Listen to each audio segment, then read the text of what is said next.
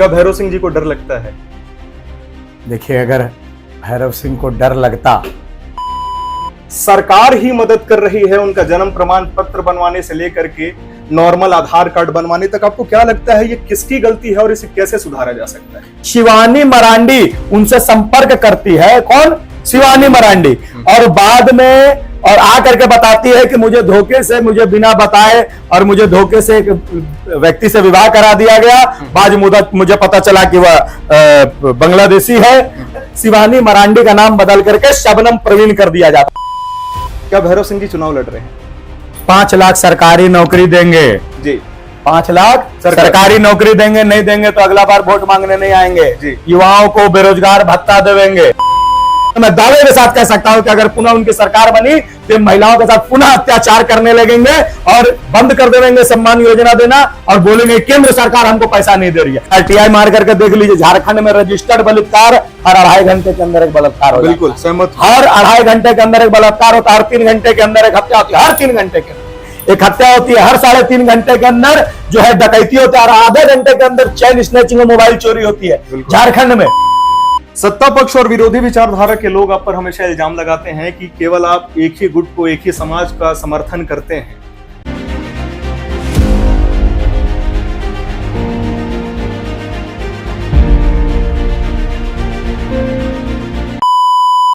आप सभी को मेरा नमस्कार। जय हिंद, भारत माता की जय। वो एक कहावत कहा गया है, कुछ लोग पहचान के मोहताज नहीं होते, अगर आप उनका पहचान करवाइएगा तो हमको लगता है उनका स्टैंडर्ड गिर जाएगा। लेकिन चलिए, फॉर्मेलिटी के लिए हम करते हैं। आज हमारे साथ बड़े सौभाग्य से उपस्थित हैं भैरव सिंह जी। जय सिया राम, जय झारखंड। सबसे पहले भैया बहुत बहुत धन्यवाद आपका, अपना बहुमूल्य समय आपने हमारे लिए निकाला। समाज के लिए समय देना ही हमारा मूल कर्तव्य और दायित्व है। ये चुनावी सरगर्मी में जो आपने समय निकाला, मैं उसके लिए आपको धन्यवाद देना चाहूंगा। आपका भी बहुत बहुत धन्यवाद। चलिए, तीखा सवाल से शुरू करेंगे। क्या भैरव सिंह जी को डर लगता है? देखिए, अगर भैरव सिंह को डर लगता तो आज की जो वर्तमान स्थिति है झारखंड में, गली गली कोने कोने में जय श्री राम से गुंजायमान हो रहा है, वह स्थिति शायद ना होती। आज मैं 2 बार जेल यात्रा करके आया हूं। मेरे साथ दर्जनों लोग जो जेल यात्रा करके आए हैं, वह अब भी मेरे कार्यक्रम में मेरे साथ कंधे से कंधा मिलाकर नहीं चलते। डर दुश्मनों से नहीं लगता। हाँ, डर कभी कभी अपनों से जरूर लगता है कि जब अपनों का साथ ना मिल पाए तब थोड़ी समस्या जरूर होती है। और जब दुश्मन को, मुझे पता है कि दुश्मन वार करने के लिए तैयार है, तो मैं भी प्रोटेक्शन के साथ खड़ा रहता हूं। जी, बहुत बहुत धन्यवाद। एक मेरा आपसे निजी सवाल है जो मैं बहुत समय से जानना चाह रहा था लोगों से, लेकिन आज तक मुझे उसका सटीक जवाब नहीं मिल पाया। अभी जो डेमोग्राफी चेंज हो रहा है झारखंड में, अभी मेरा एक मित्र रहता है सिमडेगा में। सिमडेगा में मैंने बात किया तो सिमडेगा का हाल 20-25 साल पहले कुछ और था। तमाम चर्चेस बनते जा रहे हैं। वहां के जो लोकल मूल निवासी आदिवासी हैं वो अपना धर्म परिवर्तन करते जा रहे हैं चंद रुपयों के चलते। और मैं ये नहीं मानता कि उनकी गलती है, उन्हें बहलाया जाता है, फुसलाया जाता है। सेम अभी देख लीजिए आप, संथाल परगना में रोहिंग्या मुसलमान का आवागमन बढ़ गया है। अगर वो लोग आ रहे हैं तो 2 तरीके से आते हैं। सबसे पहला तरीका तो ये है कि वहां की आदिवासी बहन बेटियों से शादी कर लेते हैं, उनका जमीन पे जो हक होता है उस पे फिर खेलना शुरू करते हैं, अपनी अपनी पत्नियों को चुनाव लड़वाते हैं और राज करते हैं। और दूसरा, सरकार ही मदद कर रही है उनका जन्म प्रमाण पत्र बनवाने से लेकर के नॉर्मल आधार कार्ड बनवाने तक। आपको क्या लगता है ये किसकी गलती है और इसे कैसे सुधारा जा सकता है? देखिए, आपका पहला प्रश्न था कि चंद रुपयों के कारण वो अपना धर्म परिवर्तन कर ले रहे हैं जी, या फिर उन्हें बहला फुसला कर, यानी कि आपके हिसाब में लव जिहाद में फंसा करके, जो कि पूरी तरह सत्य, मैं आपकी बात का समर्थन करता हूं। बिल्कुल। और उनका धर्म परिवर्तन कराया जा रहा है। मूल समझिए, जो पैसे के अभाव में, आर्थिक अभाव में अगर कोई धर्म परिवर्तन कर रहा है तो पूरी की पूरी गलती सरकार की है। जो सरकार आपको बोलती है कि हम 5 लाख लोगों को नौकरी देंगे 1 साल में, और वो सरकार के क्षेत्र में 1 लाख लोगों को भी नौकरी नहीं मिलती है पूरे सरकार के कार्यकाल में। और उस क्षेत्र के लोग मजबूरन या फिर डरा धमका करके या फिर लालच के माध्यम से धर्म परिवर्तन करने के लिए केवल आर्थिक दृष्टिकोण के कारण मजबूर हो रहे हैं, तो यह सरासर सरकार की गलती है। और पूर्ण रूपेण आपने जो बात कहा 100% सत्य है। मैं इसका उदाहरण दे रहा हूं। हाईकोर्ट ने, झारखंड हाईकोर्ट ने झारखंड सरकार से कहा कि यह बहुत गंभीर विषय है, इस पे झारखंड सरकार डीपली एनालाइज करके रिपोर्ट मुझे सौंपे। सरकार क्या रिपोर्ट सौंपती है कि नहीं, ऐसा मिथ्या बातें हैं, कोई डेमोग्राफी चेंज नहीं हुई है, कोई धर्म परिवर्तन नहीं हो रहा है, कोई बांग्लादेशी और रोहिंग्या मुसलमान दूसरे देश से हमारे देश में नहीं आ रहे हैं। एक तरफ इनका यह कहना है जी। दूसरी तरफ जब ये हाईकोर्ट में ये पिटीशन फाइल कर देते हैं, एफिडेविट दे देते हैं, तो मंच में आकर के क्या कहते हैं कि अगर घुसपैठ हो रहा है तो यह केंद्र सरकार की गलती है कि सीमा सुरक्षा जो है उसके अंडर आता है तो उसको देखना चाहिए जी। तो ये तो हिपोक्रेटिक मानसिकता वाली बात हो गई जी, दोगली मानसिकता वाली, दोहरा चरित्र वाली बात हो गई कि एक तरफ आप कह रहे हैं कि कोई परिवर्तन हुआ ही नहीं है और दूसरे तरफ आप समाज के सामने कह रहे हैं कि अगर घुसपैठिए घुसे हैं तो केंद्र सरकार की गलती है।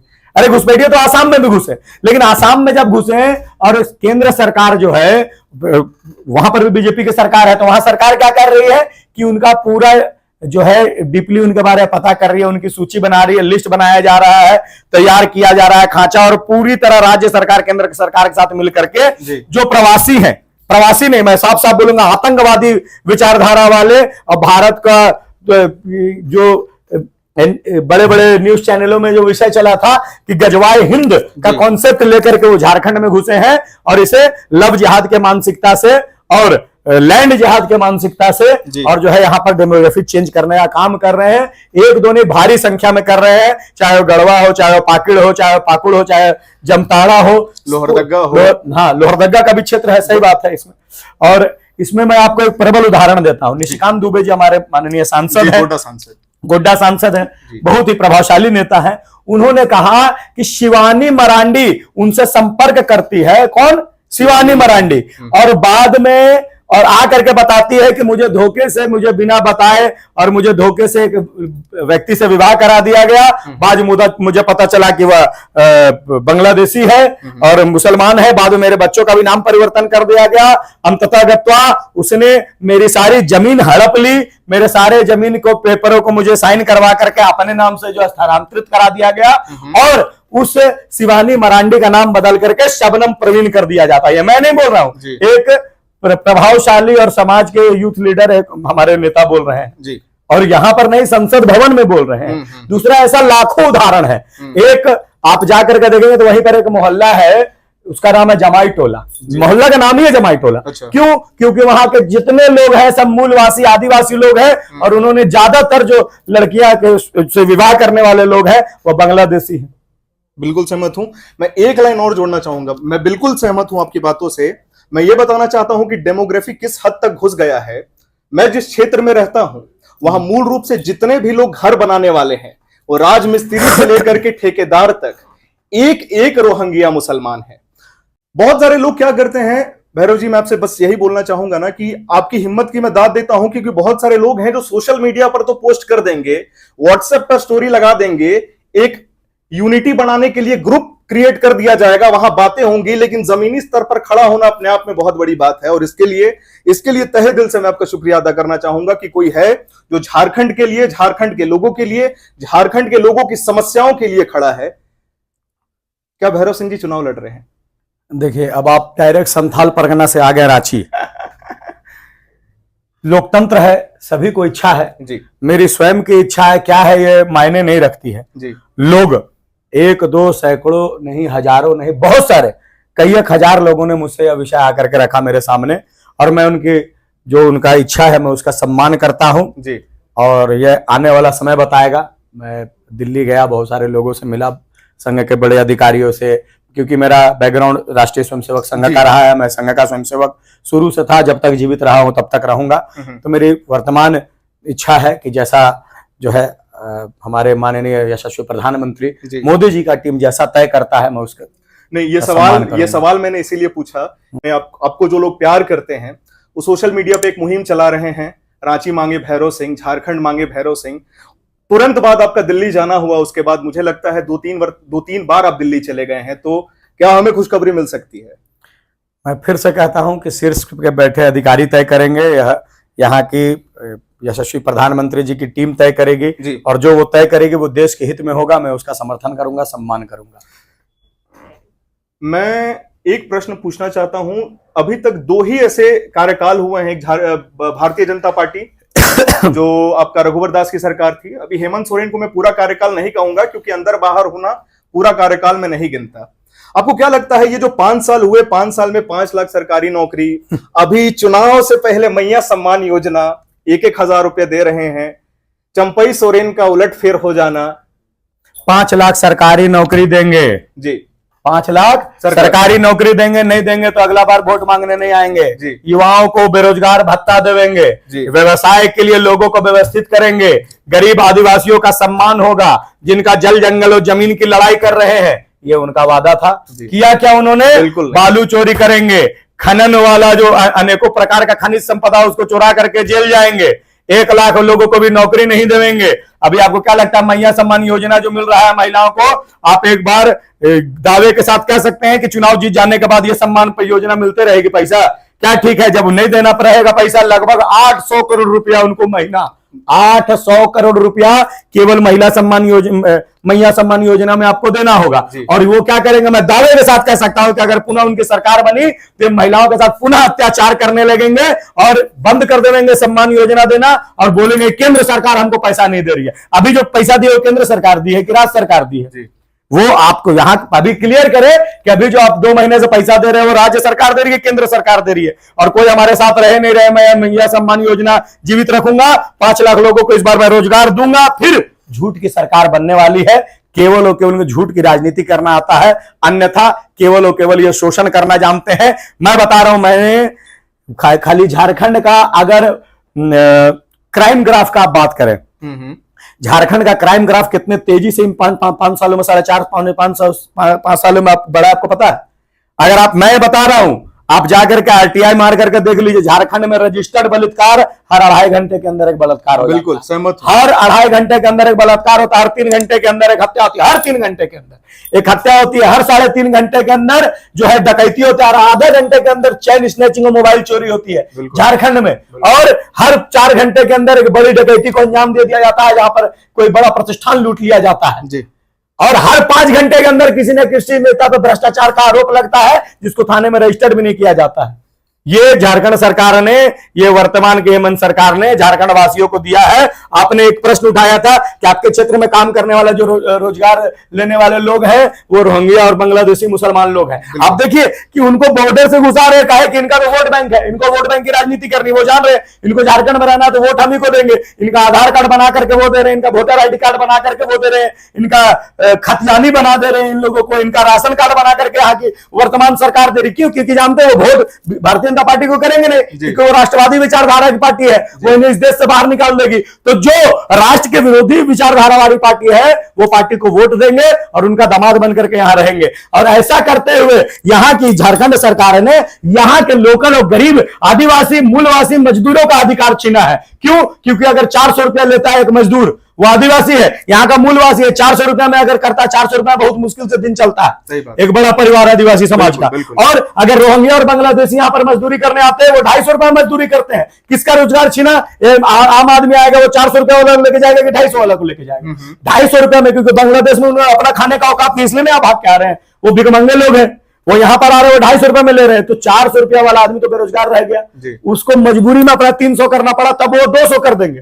बांग्लादेशी और रोहिंग्या जो है वो अपना सैलरी 200 कर देंगे। यहाँ का जो मिस्त्री है 550 रुपए यहाँ का मूलवासी आदमी लेता है, और बांग्लादेशी मिस्त्री आएगा वो 350 रुपया लेगा, तो किसको लेके जाएगा? तो रोजगार छीनने का काम इस सरकार ने किया है। और जो स्वयं मेहनत करने वाले किसान दर्जा के लोग थे, जो रोपनी के समय में रोपा करते हैं, कटनी के समय में धान काटने जाते हैं, अन्य समय में यहां करके मजदूरी करते हैं, उनका तक रोजगार छीनने का काम ये वर्तमान झारखंड सरकार ने किया है। सत्ता पक्ष और विरोधी विचारधारा के लोग आप पर हमेशा इल्जाम लगाते हैं कि केवल आप एक ही गुट को, एक ही समाज का समर्थन करते हैं। अगर भविष्य में आप राजनीति में कदम रखेंगे भैरव सिंह जी, तो मेरा आपसे सवाल है कि राजनीति एक ऐसा विषय है जहां आपको समाज को लेकर के चलना होगा, अलग अलग जाति धर्म संप्रदाय वर्ग के लोग होंगे। ये सवाल लोग उठाते हैं आप पर कि आप एक विचारधारा के लोगों को ही समर्थन करते हैं, उनको आगे बढ़ाते हैं। तो क्या भविष्य में अगर आप राजनीति मंच पर जाइएगा या राजनीति का रास्ता का चयन करिएगा तो आप समाज को लेकर के चलिएगा और समाज में सभी लोगों को लेकर चलिएगा। देखिए, मैं आपका बात का एकदम पूरी तरह स्वीकार करता हूं। मैं एक विचारधारा वाले लोगों को लेकर चलता हूं, आजीवन एक विचारधारा वाले लोगों को लेकर के चलता रहूंगा, और वो विचारधारा राष्ट्रवाद है। बिल्कुल, जो राष्ट्रवाद के साथ है मैं उसका पूरी तरह समर्थन करता हूं, उनके सामने अपने आप को नतमस्तक करता हूं। मैं इसी विचारधारा के साथ करूंगा। और जो राष्ट्र का विरोधी है मैं उसका जीवन भर विरोधी रहूंगा, और मरने के बाद अगर अगला जन्म भी लूंगा तो एक क्रांतिकारी की तरह अगले जन्म में भी आने वाले जितने जन्म मिलेंगे मैं इस राष्ट्र की सेवा के लिए अपने आप को समर्पित करूंगा। और आपने कहा कि समाज को, मुझे ऐसे समाज की आवश्यकता नहीं है जो यहां पर आकर के और जो है सरतन से जुदा के नारा लगाते हैं, इस राष्ट्र के विरोध में बयान देते हैं, भारत माता को अपशब्द कहते हैं, वंदे मातरम गायन के समय में वह खड़ा होकर के उसको सम्मान नहीं देते। इसका मैं कट्टर विरोधी था, हूं और आजीवन रहूंगा। वक्फ बोर्ड, WAQF, ये सवाल कोई जवाब नहीं देता। भैरव सिंह जी, मैं आपसे सीधे सीधे पूछता हूं, एक ऐसा नियम, एक ऐसा कानून जो किसी खास संप्रदाय के लिए बनाया गया, वो आकर के ये दावा कर दे कि ये जमीन हमारी है तो आपको देना पड़ेगा, ये किस माफिक है ये मुझे नहीं पता। अभी उसको अमेंडमेंट करने की बात चल रही थी पार्लियामेंट में, बहुत सारे लोग ईमेल कर रहे थे, बड़ी संख्या में फैक्स कर रहे थे।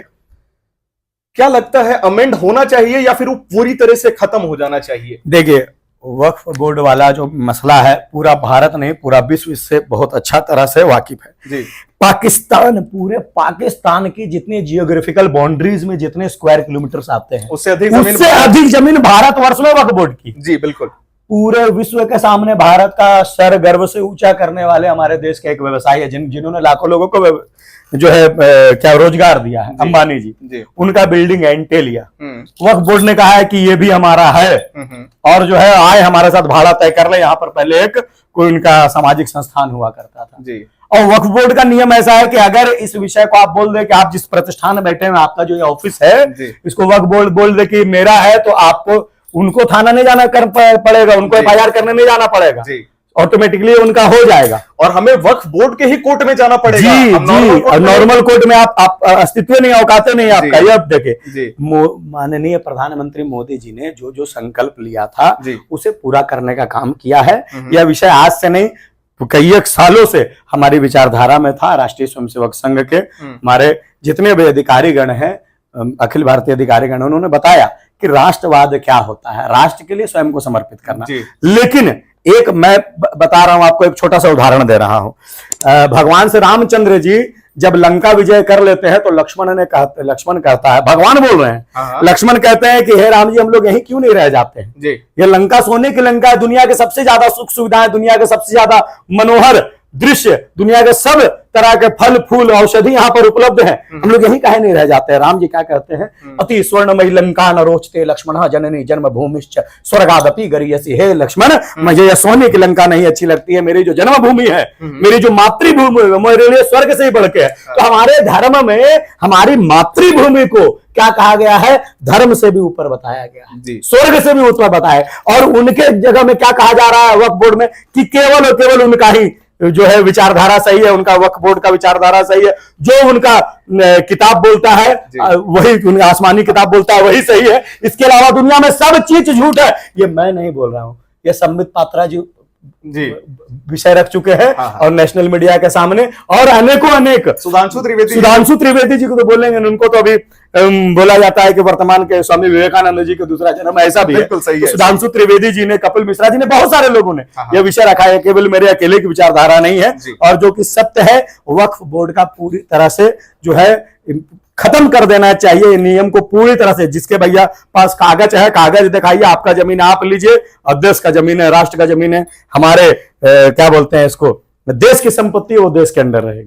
तमाम लोग RSS के ऊपर सवाल उठाते हैं कि RSS केवल एक समुदाय को, ऊंच नीच की बात को, तो मैंने उनको एक वीडियो के माध्यम से जवाब दिया था कि नमस्ते सदा वत्सले मातृभूमे त्वया हिंदू भूमे सुखम वर्धितो हम महामंगले पुण्य भूमे त्वदर्थे पतत्वे शकायो नमस्ते नमस्ते। आप युवाओं को यह संदेश दीजिए कि RSS क्या सिखाता है, RSS का मूल रूप क्या है, RSS समाज में किस प्रकार से योगदान देता है, और RSS में कोई जाति नहीं मानी जाती।